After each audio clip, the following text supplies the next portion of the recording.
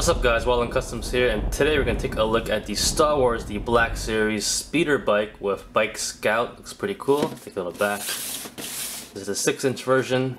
Pretty nice. A little dial on the back there if you want to pause it. Alright, let's open them up.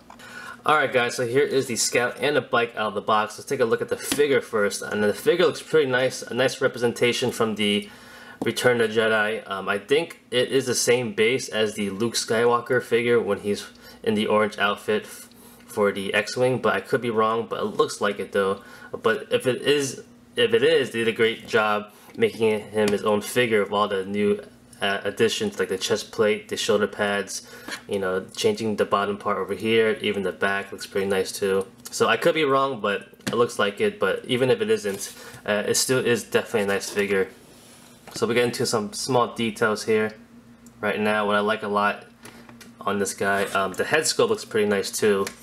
You can see that they went into a lot of detail on it. Even it's small, but it's definitely there. So I want to take a look even at the mouthpiece right here. You can see they have a little bit of details right there, all around. Definitely a really nice looking figure. Just the back of the helmet. Getting to the chest plate right here. Got some dirt, it looks like, in the creases, which is pretty nice. Taking a look around, he has elbow pads and also some kind of padding on his triceps right here, shoulder pads.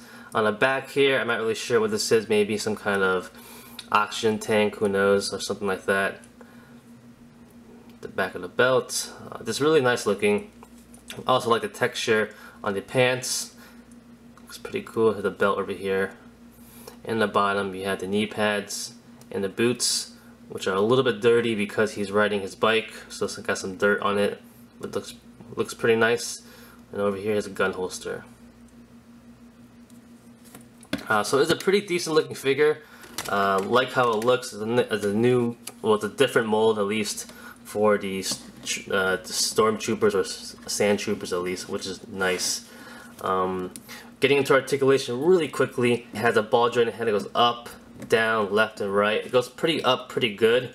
So he's riding the bike, he has some nice clearance right there.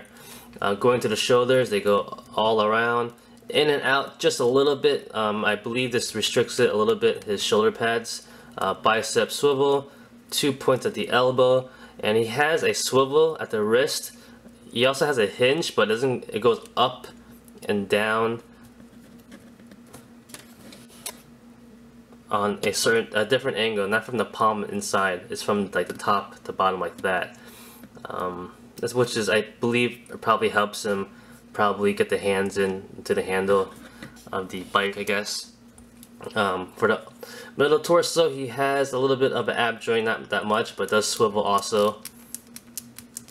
No waist swivel though. Going to the hips, T-jointed hips, they go forward, back just a little bit, in and out.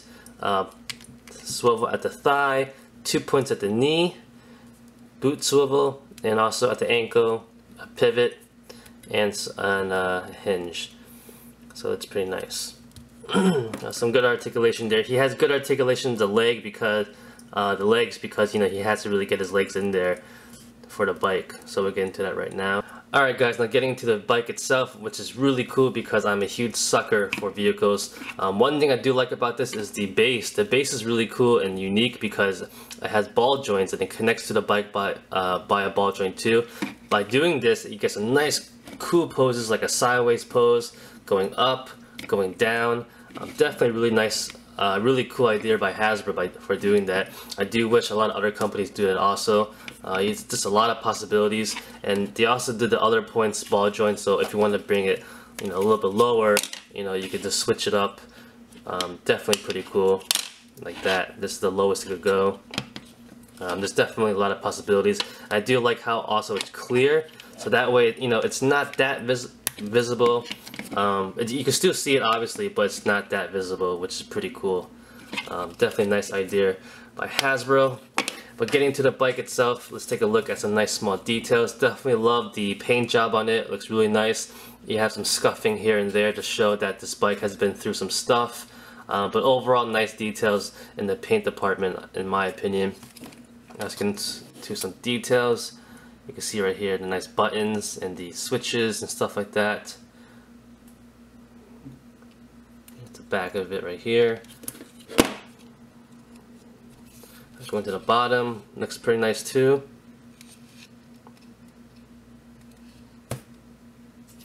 Let's take a look at the front, which is pretty cool. This is a great job. You know, obviously they had made other versions of this a little bit smaller, so it wasn't that hard for them to make it in a bigger scale. Pretty much everything here is pretty much hard plastic. The handles are pretty soft rubber though, and also where you put the feet.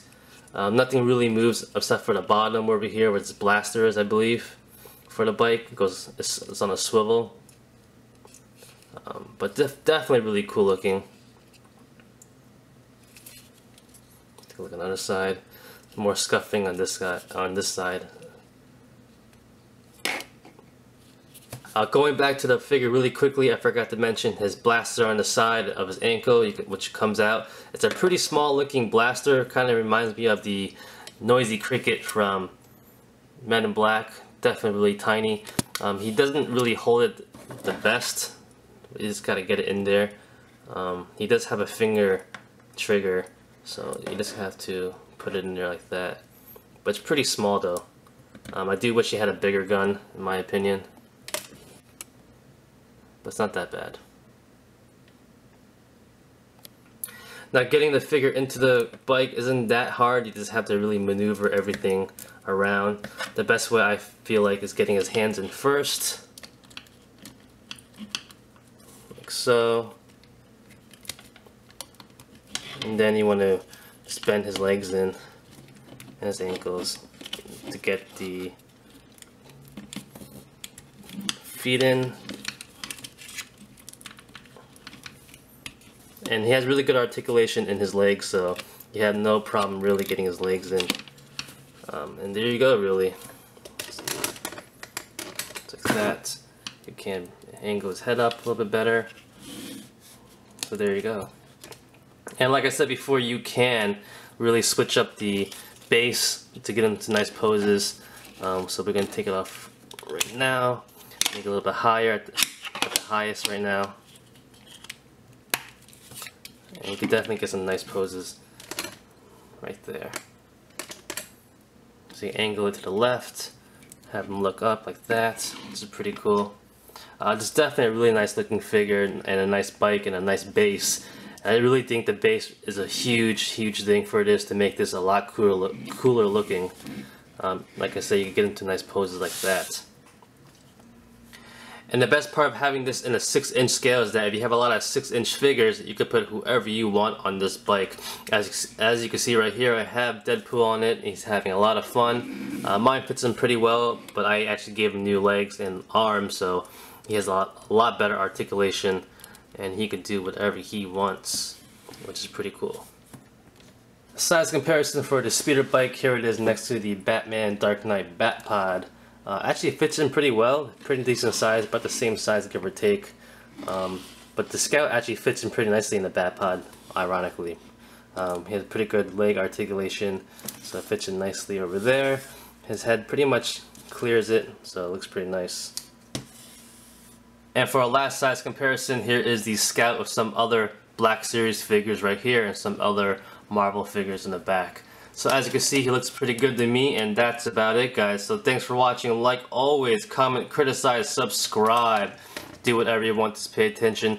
Follow me on Facebook, Twitter, and Instagram. Go to wildlandcustoms.com. If you liked the video, give a thumbs up, and peace!